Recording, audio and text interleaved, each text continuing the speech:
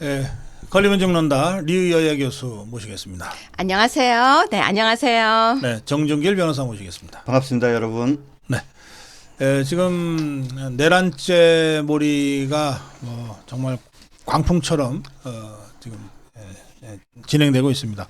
그런데 정준길 변호사, 네네. 이게 검사가 수사를 하면 네, 그 목적이 기소에 있잖아요. 당연하죠. 그러니까 기소가 안 된다고 판단될 때는, 그러니까 보통 그 내사를 해서 네네. 이게 사건이 되냐 안 되냐, 이게 기소가 가능하냐 안 가느냐를 미리 검토해서 네네. 기소가 도저히 안 될 것 같다 그러면 아예 진행을 안 시키는 거 아니에요? 맞습니다. 그러니까 조금 더 정확하게 말씀을 네. 드리자면 검사는 네. 기소 여부를 결정하는 사람입니다. 그것은 무슨 말이냐면 기소를 목적으로 수사를 하는 것이 아니라 사건의 진상을 밝혀서 기소를 할 수 있는지 없는지 여부를 판단하는 것이 원래 검사의 모습인데 네. 어느 순간부터 대한민국의 검사는 기소를 목적으로 한 이런 수사를 한 거죠. 그러다 보니까 A를 수사하다가 안 나오면 B를 수사하고 아니면 C를 수사하고 이런 먼지털이식 수사의 방식들이 그 별건. 네, 있고 그러다 보니까 어떤 정치적 의도나 목적이 결합되면 정말 말 그대로 그 사람이 죽을 때까지 기소할 수 있을 때까지 수사하는 이런 기우제식 수사가 이루어지는 그런 상황이 벌어지고 있는 것입니다. 그러니까 지금 제가 내란죄 광풍을 보면서 대통령은 내후 외환의 죄가 아니면은 형사소추로 할 수 없다 이렇게 돼 있잖아요. 네, 그렇습니다. 우리 헌법에. 네, 그렇습니다. 그러니까 탄핵을 하려면 한편으로는 수사도 동시에 진행해서 계속해서 그 탄핵 몰이를 해야 되는데 네네. 대통령 윤석열 대통령은 내란죄나 외환죄가 아니면 아예 수사 자체를 하기가 어려우니까 내란죄를 뒤집어 씌운 거다. 저는 그렇게 의심하거든요. 되게 일리 있는 지적이라고 생각합니다. 말씀하신 것처럼 네. 그러니까 불소추의 특권이 있기 때문에 대통령은 내란 네. 또는 외환죄가 아니면 안 됩니다. 그래서 지금 외피를 내란죄와 직권남용죄 두 가지를 씌워가지고 지금 수사를 진행하고 있는데 네. 많은 법률가들은 이 사건이 직권남용의 소지가 있을 수 있다라는 점에 대해서는 대부분 인정을 합니다. 그런데 더 나아가서 이것이 내란죄가 되느냐라는 부분에 대해서는 사실은 또 많은 사람들이 고개를 갸우뚱거리고 있거든요. 근데 그게 직권남용이라고 하면 그거는 수사가 소추가 안 되는 거 아니에요? 당연하죠. 예. 근데 이제 다만 지난 2016년도에 우리 좀 보수우파 쪽에서 그 박근혜 대통령에 대한 검찰이 수사를 진행할 당시에 그때 네. 제대로 대응을 잘 못한 부분이 있습니다. 왜냐하면 소추라는 것은 기소라는 건 뭐냐면 수사는 뭐냐 기소 여부를 결정하기 위해서 수사를 하는 거거든요. 네. 근데 소추를 할 수 없는 사람을 수사한다는 것은 논리적으로 사실 말이 안 되는 겁니다. 그렇기 때문에 당시 검찰이 박근혜 대통령에 대한 수사를 하려고 한 것 자체가 매우 잘못된 것이고 네. 근데 거기서 더 나아가서 뭐 강제 수사는 안 되고 임의 수사는 할 수 있네 없네 하는 이런 식의 어떤 논리를 주장하는 사람들이 있었는데 거기에 말려서 당시에 김수남 검찰이 박근혜 대통령을 소환을 했었습니다. 아하. 그죠. 근데 그 문제에 대해서 좀 더 우리가 담대하고 당당하게 대응을 했어야 되는데 당시에 여론에 밀려가지고 사실상 박근혜 대통령 수사를 받는 것을 전제로 이렇게 협의를 하는 이런 일들이 벌어졌지 않습니까? 그런 전례가 있다 보니까 지금 어떤 논리가 있냐면 직권남용이라도 소추는 못하더라도 기소는 못하더라도 수사는 할 수 있다. 지금 이런 이야기가 나오는 거죠. 예. 네, 이게 조금만 생각해 보면 이상한 거 느낄 수 있는 죄예요. 네. 왜냐면은 내란죄 하니까 사람들이 다 와 정말 큰 죄를 지었구나라고 하는데요. 윤석열 정부예요. 자기 정부에 자기 얼굴에 자기가 뺨을 때리는 사람이 어디 있어요? 내가 가지고 있는 내 정부의 내 힘인데 그걸 내가 내란을 한다는 건 말이 안 되는 얘기예요. 그러니까 상식적이고 이성적인 국민이라면 듣는 순간에 말이 안 돼. 어깃장이야. 저들이 정말 말도 안 되는 장난을 친다는 걸 알 수 있는데 그러니까 그런 거예요. 와 내란죄다 하니까 그쪽으로 향해서 막 달려가고 있는데 달려가다 보면은 우리가 뭘 달려가고 있지 할 건데 사실은 지금 시간이 지날수록 국민들이 정신을 차리고 돌아오고 있어요. 딱 한마디 워딩입니다. 내가 가지고 있는 내 정부, 내 정권인데 그걸 가지고 내 걸 왜 내가 내란을 일으켜서 다시 무엇을 가지려고 하는가. 범죄에는 목적이 있어야 되거든요. 목적이 있고 그 목적이 이행되는 우리가 현재 말을 할 때 이 범행의 목적이 무엇이냐고 하는데요. 목적이 전혀 없기 때문에 내란죄라는 프레임이 얼마나 거짓말인 줄을 우리는 이성적으로 판단을 하고 알아야 합니다. 제가 한 가지만 덧붙이면 좌파들이 제일 인용하는 게 그 전두환 그 12.12 쿠데타나 또는 계엄령입니다. 근데 현재의 대통령과 비교를 하면은 두 가지가 결정적인 차이가 있어요. 네. 대통령은 권력을 가지고 계신 분이잖아요. 이들은 권력을 찬탈하려고 했던 사람이죠. 거기에 근본적인 차이가 있고 대통령의 계엄령이 과연 적절했는지 여부에 관한 논의는 차치하고서라도 계엄령을 선포할 권한이 있는 사람과 그죠? 그것을 사실은 누군가를 강요해 가지고 계엄령을 확대 선포한 사람은 질적으로 다른 겁니다. 근데 그걸 평면적으로 일부만을 잘라서 뭐 국회의 기능을 일부라도 마비시키면 어쩌고 저쩌고 하면서 그 수많은 내용 중에 일부 문구만을 갖고 와갖고 아니 전두환 당시 대통령 당시에도 그런 부분들이 인정이 됐고 폭동이다 아니다 이런 식으로 좀 이야기하는 논리에 사실 우리가 지금 말리고 있는 거예요. 여기 댓글에도 이 12.12 때는 전두환 대통령이 아니라 대통령이 되기 전이었다. 그렇죠, 맞습니다. 그러니까요. 그러니까 대통령 되기 전이니까 뭐 대통령 자리를 노리고 뭘 했다라고 하는 주장이 논리적으로는 성립이 가능한데. 네, 그렇습니다. 지금 윤석열 대통령은 대통령인데 대통령이 자기를 향해서 내란을 일으켰다는 식의 내란죄가 이게 말이 되냐 이제 이런 말씀이시죠. 네. 네네. 네. 자, 그래서 아예 소추가 안 되면 수사도 할 필요 없다. 이게 수사라는 게 호기심 충족시키기 위해서 하는 거 아니잖아요. 네. 그러니까 우리가 헌법 교과서로 공부를 했을 때 헌법과 헌법을 공부를 했을 때 사실은 대한민국의 이런 박근혜 대통령 탄핵과 관련된 이런 일이 없을 때 모든 사람들이 뭐라고 배웠냐면 여기서 말하는 소추는 기소다. 기소되지 않기 때문에 기소되지 않는 것이다. 기소는 뭐냐? 수사를 하는 것은 기소 여부를 결정하기 위한 것이다. 근데 기소를 할 수 없다면 수사는 못 하는 것이다. 그렇죠. 라는 게 너무나도 당연한 통설이었어요. 근데 이제 그거를 방금 말씀드린 것처럼 좌파들이 들어와 가지고 야, 기소는 못 하지만 수사는 할 수 있는 거 아니냐? 이런 식의 어떤 논리를 만들어 갖고 사실은 국민들을 오도하고 언론을 오도했는데 그것이 상당히 지금 먹히고 있는 상황인 거죠. 이를테면 누가 살인을 저질렀어요. 누구나 다 알아. 네. 본인도 자백했어. 네. 그런데 살인죄도 그 공소기간이라는 게 있잖아요. 공소시효가 있어요. 공소시효가 있죠. 네네. 시효를 지났어. 네네. 그러면 이 사람이 자기가 살인했다고 자백을 하고 모든 사람이 다 살인했다고 알지만 공소시효가 지나버렸어. 네네. 그럼 수사할 수 있어요? 못하죠. 못하는 거 아닙니까? 처벌도 안 돼요. 처벌도 못하는 네. 거 아니에요. 네. 그러니까 공소시효는 지났지만 수사는 한번 해봐야 돼. 이게 말이 되냐고. 네, 거의 같은 뭐 정확하게 좋은 비유하신 것 같습니다. 예. 네, 사실 뭐 말이 나와서 하나 더 얘기를 하면 그 전두환 노태우 부분에 대해서는 뭐 역사적으로 여러 가지 평가가 있지만 사실은 전두환 노태우를 처벌하는데 특별법이 하나 있었죠. 공소시효를 갑자기 적용하지 않았을 뿐만 아니라 네. 절차적인 것에 관한 거기 때문에 소급표가 인정되지 않음에도 불구하고 그 특별법을 만들어갖고 소급표를 적용시켰어요. 그래서 네. 그 전두환 노태우 사건에서는 공소시효를 인정하지 않았고 처벌했거든요. 네. 뭐 그 사건 자체로 뭐 처벌의 필요성 부분에 대해서는 차치하고서라도 법적 안전성과 법치주의 관점에서는 아주 정말 해서는 안 될 일을 한 겁니다. 네, 그래서 악법을 만들어서 결국은 정치를 하려고 하는 걸 막아야 되는 거예요. 법을 아주 악질적으로 만드는 거예요. 자기 입맛에 딱 맞게.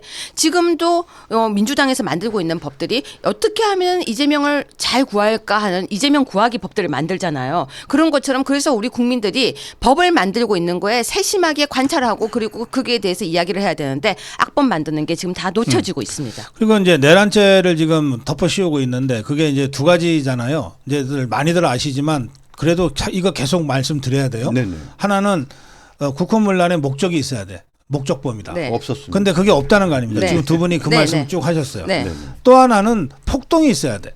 네. 그게 오화예요, 엔드예요. 그 내란법에. 엔드죠. 엔드잖아요. 그리고 그러니까 오화는 뭐냐면 둘 중에 하나만 있어도 내란죄로 처벌이 된다가 오화예요. 뭐뭐이거나 뭐뭐이거나. 네. 그런데 그게 아니고 이 내란죄 우리 형법에는 목적도 있고 폭동도 있어야만이 이게 내란죄로 적용이 가능해. 네. 그럼 과연 폭동이 있었냐 이거예요. 네.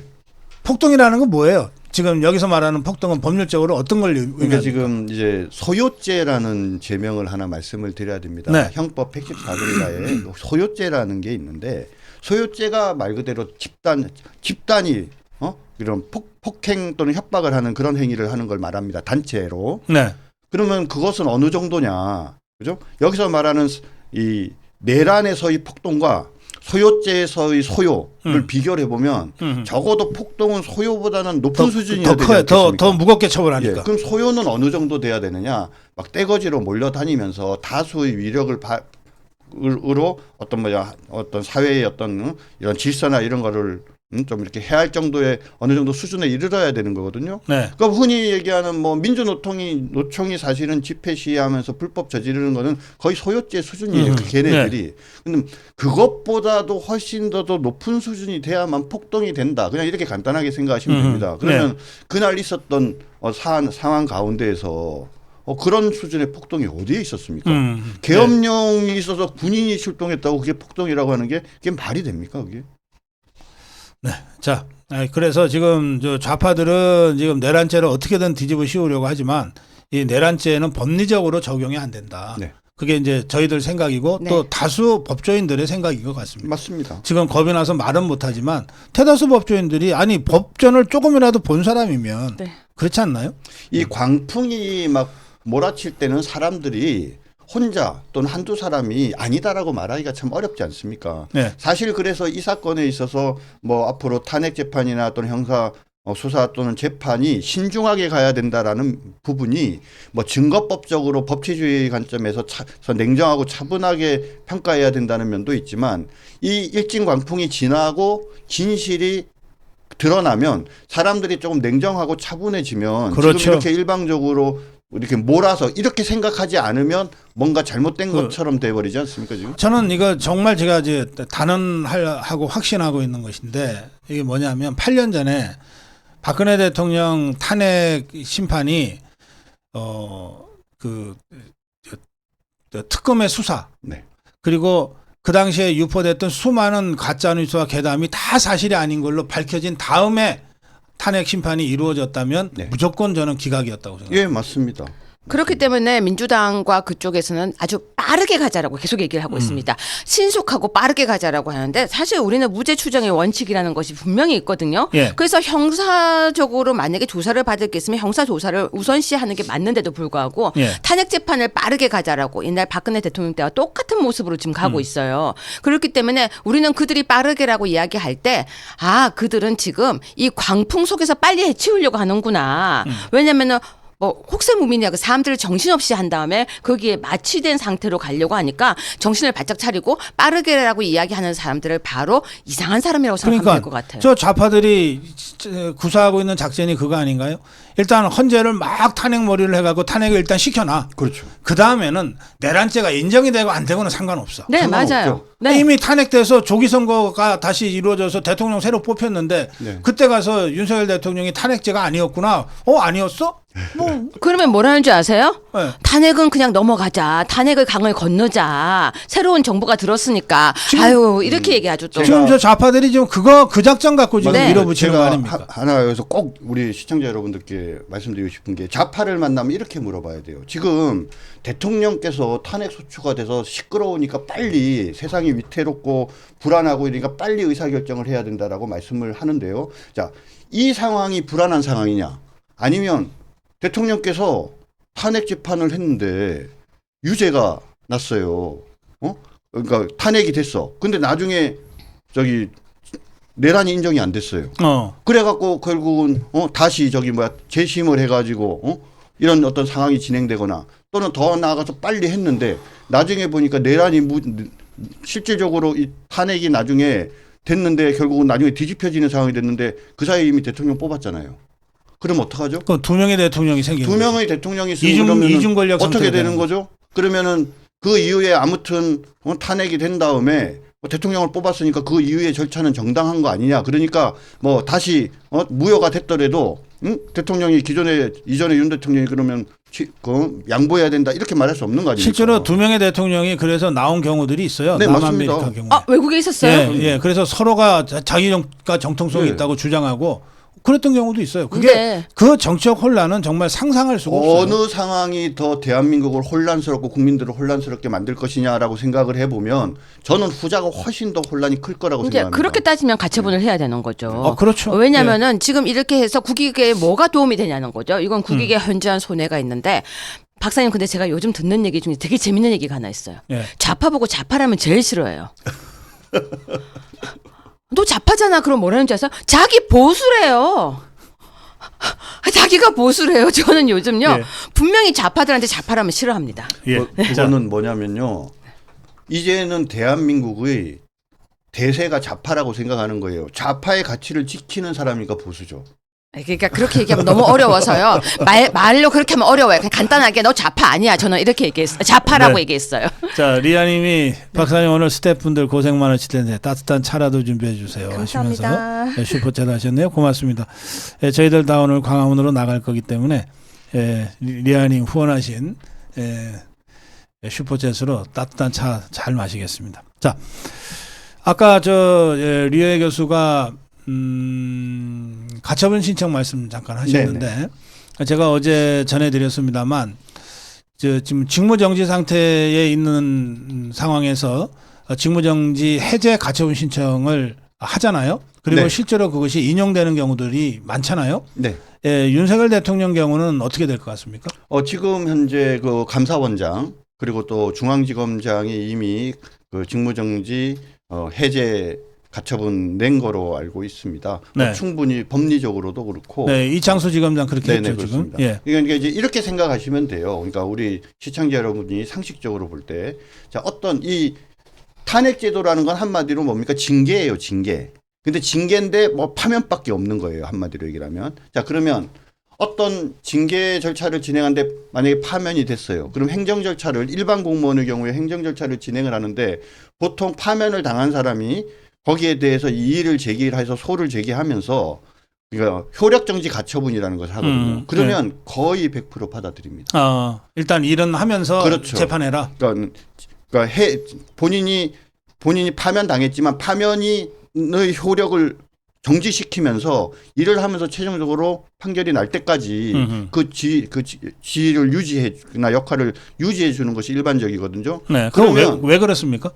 뭐 무죄 추정의 원칙이라는 건 형사소송법의 원칙이기도 하지만 징계도 일종의 어떤 불이익한 처분 아닙니까? 그런 네. 부분에 대해서 당사자에게 충분히 소명의 기회를 주고 그리고 확정적으로 법원에서 그것이 징계 사유가 있다는 것이 인정되지 않는 이상 그 사람의 어떤 기본권이나 인권을 보호해줘야 된다는 측면이겠죠. 그래서 네. 그런 관점에서 보면 사실은 이 탄핵 제도를 통해서 탄핵 소추가 되면 직무가 정지되는 이 헌법 규정은 제가 개인적으로 생각할 때는 사실 위헌의 소지가 상당히 있습니다. 예. 그리고 100% 뭐 위헌이라고까지 말은 못하겠지만 그런 일반 공무원과 비교할 때 그리고 네네. 징계 처분이라는 본질을 고려할 때 어떻게 보면은 당연히 거기에 대해서 직무 정지에 대한 해제 요청을 하면 저는 헌법재판소에서 그것을 받아들이는 것이 원칙이 맞다고 근데 한 생각합니다. 말씀만 더 드리자면 저울이라는 법의 저울로 봤을 때 무엇이 네. 더 이익이 있냐고 봤을 때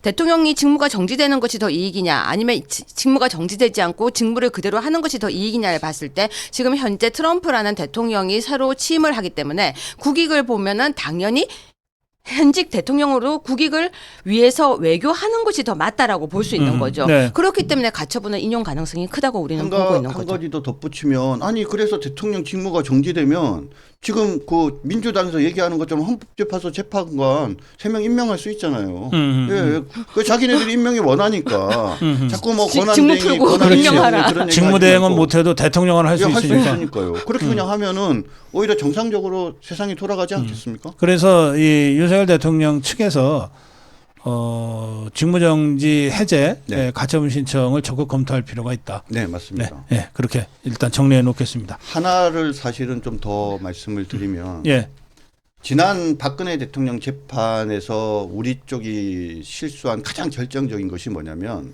수사기관의 수사 기록을 헌법재판소 재판관이 포기한 거예요. 헌법재판소 법에서는요. 수사 또는 재판 중인 자료들은 헌법재판소에서 달라고 요구할 수가 없어요.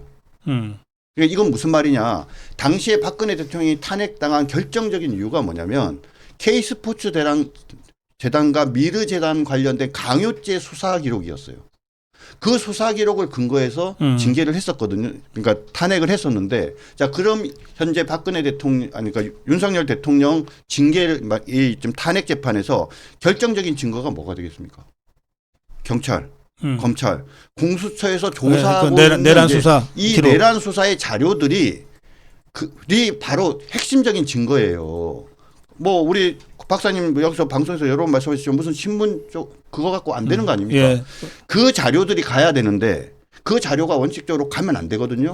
근데 아마 과거의 선례 등을 비추어봐서 헌법재판소도 달라고 요구하고 지금 분위기로 봐서는 검찰, 공수처, 경찰에서 줄 수도 있어요. 그러니까 그걸 가지고 저 변호인단이 구성이 되면 네. 그걸 갖고 법리적으로 다퉈야죠. 그래서 지금 해야 되는 게 뭐냐면 수사기관에서 헌법재판소에 그 자료를 못 주게, 그러니까는 교부 금지 가처분 같은 또 제도가 네. 있습니다. 그러니까 그래서 예단 금지죠. 그거를 막아내야 됩니다. 그래서 반드시 이번에는 이 수사기관의 기록이 가지 않으면 제 아무리 헌법재판소가 뭐 4월 18일 그 이전에 판결 결정을 내리고 싶어도 내릴 수가 없어요. 그렇지. 아니 네네. 뭐 관심법 쓰는 것도 아니고. 네, 맞습니다. 그러니까 예단을 금지해야 되는데 수사 기록이 악의적으로 만들어질 수가 있거든요. 그러니까 예. 그걸 갖다가 교부 금지 가처분도 해야 된다는 걸 잊어서는 안 됩니다. 그렇죠. 이거 수사 기록은 증거 능력이 없다면서요.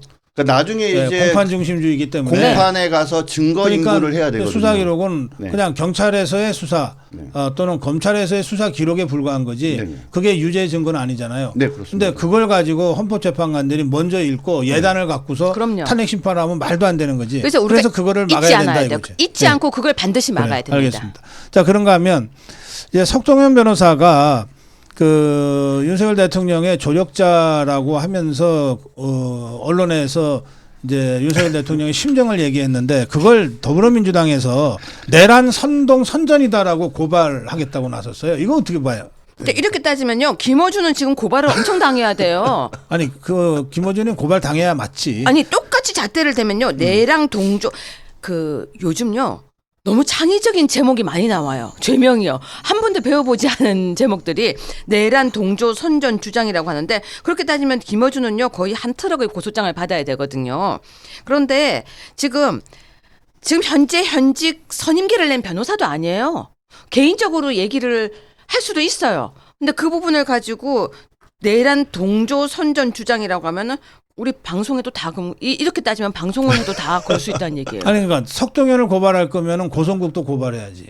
정준길도 고발 당해야 지금 다 고발 아니 이게 무슨 지금요 광화문에 나가서 이거 얘기하면 그 기사 혹시 보셨어요? 내란에 대해서 동조하는 발언을 하는 자들에 대해서도 지금 검토 중이에요. 아니 그러니까 광화문에 모인 100만 자유파 국민들을 전부 내란 선전 선동으로 고발을 하겠다는 거 아니에요? 네. 위자들의 네. 논리대로 하자면. 그렇죠. 이게 딱 하나만 말씀을 드리면 예. 자, 내란 선전 선동 예비 음모 미수죄 이건 뭡니까? 내란을 향해서 가는 과정이잖아요. 준비하고. 자, 예, 준비하고 가는 과정이에요. 네. 그러니까 만약에 정준길이 내란을 지금 뭐냐면 꿈꾸고 있어요. 그러면서 이걸 준비하는데 여러분들이 도와주는 과정에서 누군가가 거기에 동조하는 발언을 했다. 그러면 그건 내란 선동이 될 수 있지만 현재는 뭡니까? 하여튼 그 계엄 해제로 인해서 이미 끝난 상황 아닙니까? 네. 끝난 상황에 대한 선동이라는 게 가능합니까? 이게 그러니까 민주당에도 그 변호사들이 있을 텐데 말입니다. 네. 그죠? 이미 끝난 변호사들 많지 거기. 예, 그러니까 이재명 변호사들 많지. 어떻게 사법 시험에 합격했는가 궁금합니다. 근데 이런 선전이라는 단어를 저는 사실 제 나이에 잘 들어본 적이 없는 얘기예요. 이 용어가 갑자기 튀어나와서 저 정말 이상한 생각이 들었어요. 이런 내랑 동조 선전 주장 여러분 이런 단어 많이 들어보셨어요? 저는 오히려 진짜 북한에서 쓰는 말인 줄 알았었습니다. 자, 이화영이가 항소심 2심에서 7년 8개월이 나왔어요. 어떻게 보셨어요? 이제 이재명의 시간이다. 음. 이제 이재명의 시간이다. 아무리 난리를 쳐도 어제 고성국 주필님께서 용어를 딱 정해주셨습니다. 죽 써서 개 줬다. 이재명이가 죽 써서 개 줬다. 그 개가 누굴까?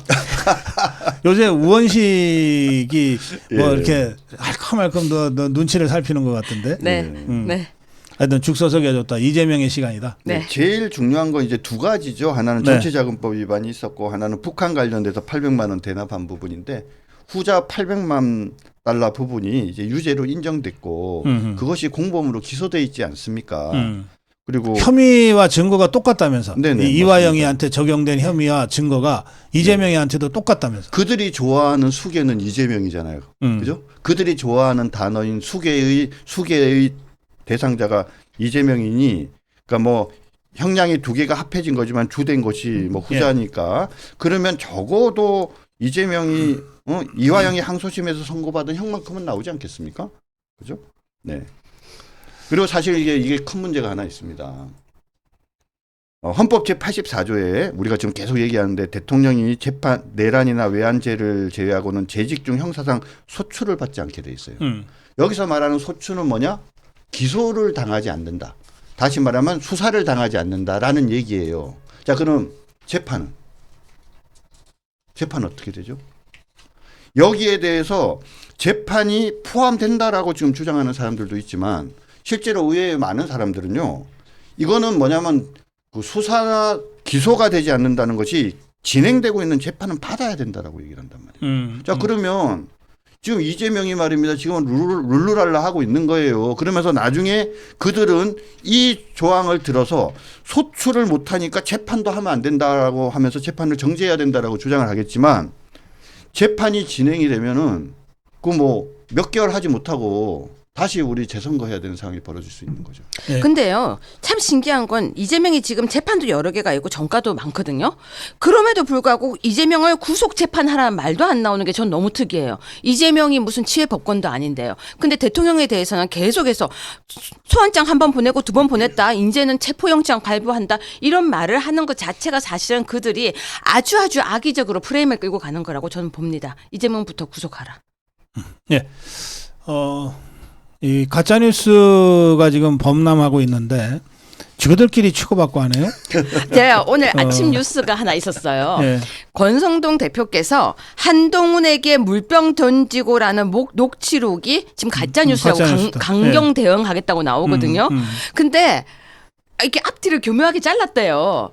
근데 이 가짜 뉴스에 대해서는 진짜 강력하게 대응해야 돼요. 근데 지금 아직까지 국민의힘에서 시스템이 빨리빨리 안 돌아가는 것 같아요. 가짜 뉴스 속도에 맞춰서 바로바로 밤을 새서도 고소장이 접수돼야 됩니다.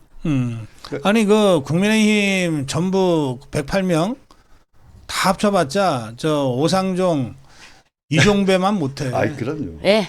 그러니까 가짜 뉴스의 본질이라는 것이 팩트에다가 또 다른 거짓을 더하거나 빼거나 곱하거나 나누어서 만드는 거거든요. 네. 근데 어떻게 가짜 뉴스가 만들어지는지를 모르니까 제대로 대응을 못 하는 거예요. 근데 국민의힘에도 법조인이 많거든요. 근데도 그 고발장 하나를 안 써요. 근데 특이한 건 제가 오상종 대표에 대해 돈을 줘야 쓰나? 아, 돈 안 줄걸요. 오상종 대표한테 오상종 단장 이종배 의원은 변호사가 아니에요. 직접 써요. 근데 그렇지만 직접 써. 우리 국민 누구나 다 직접 쓸 수 있잖아요. 요즘은 챗GPT 있고요. 네. 네이버가 잘 돼 있어서 직접 할 수 있는데 오상종 대표에게 제가 어느 날 저녁에 무슨 일 때문에 전화를 했는데 뭐하니 그랬거든요. 그러니까 이제 씻고 고소장 쓰려고.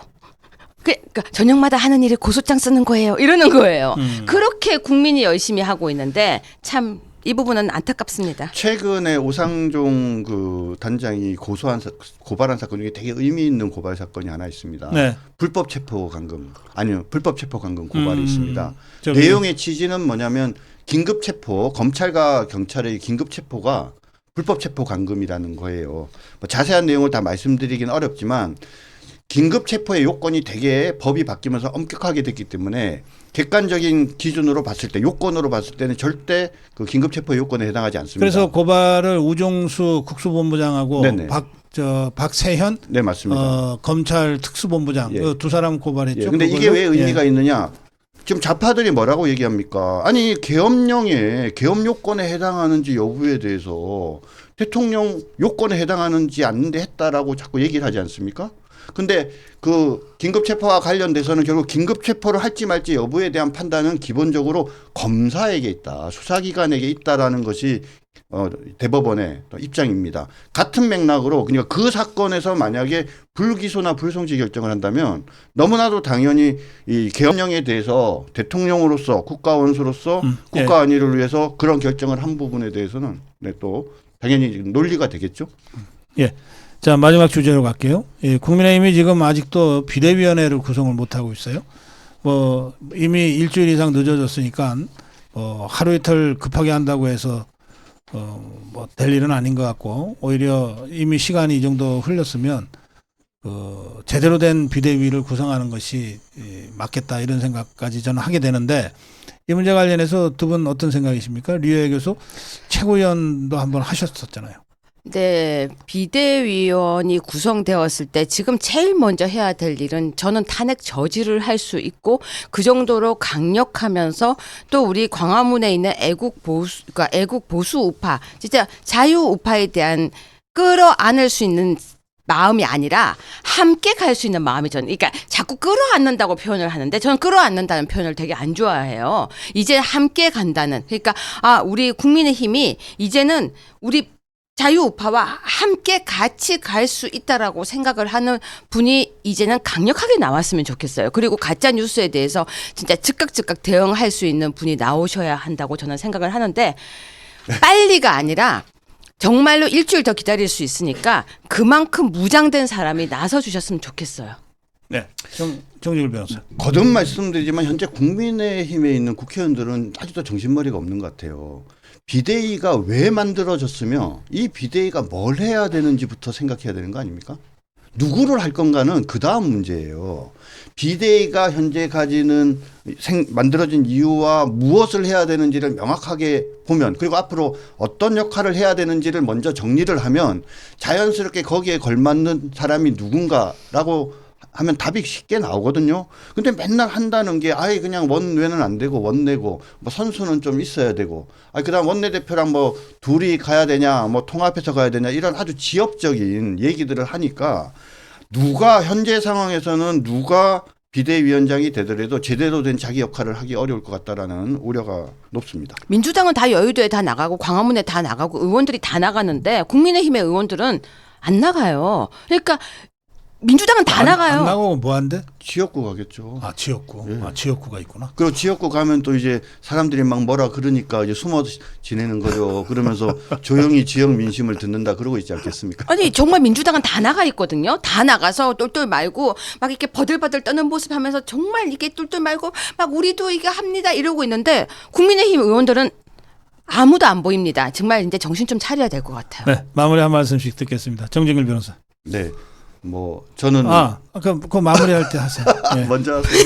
박사님이 해주셔요. 주세요. 예, 제가 선물 드린 자, 거예요. 마무리 한 말씀 하세요. 예. 예, 지금 사실 저는 이번에 헌법재판 과정이 법치주의를 완성하고 법치주의를 실현하는 과정이라고 생각을 합니다. 우리가 차분히 생각해 보면 국민이 뽑은 대통령을 그 자리에서 쫓아내는 일을 하는데 그 일을 신중하게 해야 되냐 신속하게 해야 되느냐라는 부분은 너무나도 당연히 신중이 맞습니다. 그리고 거듭 말씀드리지만 신속하게 해야 한다는 사람들의 논리가 틀린 것이 만약에 혹시라도 신속하게 해가지고 대통령을 탄핵했는데 나중에 다시 그것이 재심이 일어나서 대통령이 자리에 복귀하게 되면 두 명의 대통령이 생기는 그런 상황과 비교해 볼 때 더더욱 이 대통령에 대한 헌법재판은 신중하게 가는 것이 당연하고 그것이 훨씬 더 어떤 위험과 불안 요소가 적다는 것이 당연합니다. 우리 보수파 국민들께서 자신감을 가지고 저 좌파들이랑 이야기할 때 물어보세요. 그러다가 대통령 둘 되면 어떡할 거냐고. 네, 10년 전쯤에 고성국 박사님이 제게 해주신 이야기입니다. 아무리 어렵고 힘들어도 묵묵하게 그 길을 가다 보면 길이 보이더라라고 하셨습니다.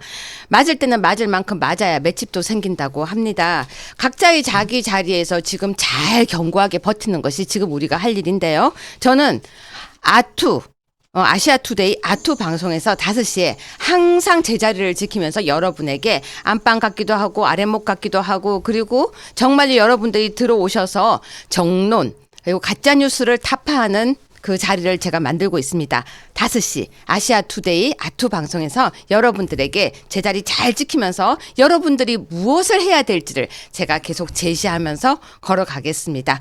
5시 월요일부터 금요일까지 꼭 함께 해주세요. 저도 시청자 좀 실시간 좀 많게 도와주세요. 그래요. 자, 여기 오늘 류혜 교수가 저한테 책을 한 권 갖고 오셨는데 사랑하는 사람에게는 이별은 없지라는 제목의 책입니다. 이게 그냥 수필집 같아요. 미셀로니 사랑하는 사람에게는 이별은 없지인데 이게 이제 류혜 교수의 어머님이 암 투병을 하시다가 돌아가셨어요. 그게 언제죠? 이번 7월 22일에 네, 돌아가셨어요. 제가 18년간 아프시다가. 그때 네. 이제 조문도 하고 그랬는데요. 그 18년간 네. 그 어머니를 보내는 그 과정을 이렇게 이렇게 수필로 이렇게 정리를 한 책이에요. 근데 여기 글은 류여해 돼 있고 그림을 류예지. 제 동생. 류예지는 그 김예지 아니지? 아, 왜 그러세요? 아, 순간 갑자기. 아, 동생이 그림을 하시나 보다. 네, 화가예요. 그래서 두 자매가 류혜 교수가 글을 쓰고 그 동생 류예지 작가가 그 그림 사파를 넣었어요. 그래서 그 어머님을 떠나보내는 저 전 과정을 그냥 수채화 같이 이렇게 쓴 책입니다. 그러니까 인생을 다시 돌아보게 만드는 또 사람 관계를 또 다시 생각해 보게 만드는 그런 책이라서 여러분들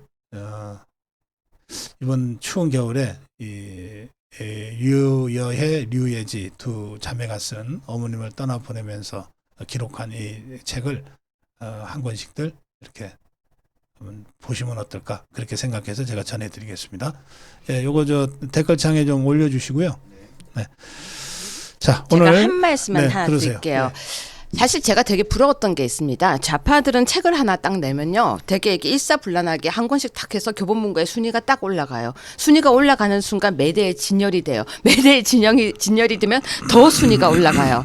근데 우리 쪽에서는 또 그걸 잘 안 해서 정말 제가 꼭 한번 우리도 이렇게 베스트셀러로 참 이렇게 했으면 좋겠다라는 생각이 들었었는데 엄마를 보내면서 제가 어떤 생각이 들었냐면요. 누구나 이별을 하지만 결국 그것이 내 안에 들어온다는 걸 제가 깨달으면서 적었던 가벼운 책입니다. 엄마라는 이름을 들으면 언제나 눈물이 나죠. 제가 이렇게 크리스마스 선물 같다고 생각하시면 될 것 같습니다. 교보문고 쿠팡 등에 어디든지 검색하면요. 사랑하는 사람은 이별이 없지입니다. 저는 제가 왜 이야기를 드렸냐면요. 윤석열 대통령과 우리도 이별하지 않을 거라고 생각합니다. 우리의 대통령으로 다시 그 자리에 오는 날까지 저는 열심히 싸울 거고요. 엄마가 제게 그걸 이야기하셨다고 생각합니다. 저는 열심히 싸울 테니까 꼭 한 권씩 꼭 부탁드립니다. 제가 부탁드리는 거예요. 그래요. 예. 자, 두 분과 함께 인사드리겠습니다. 걸리면 죽는다 류혜 교수 정준길 변호사 함께했습니다. 고맙습니다.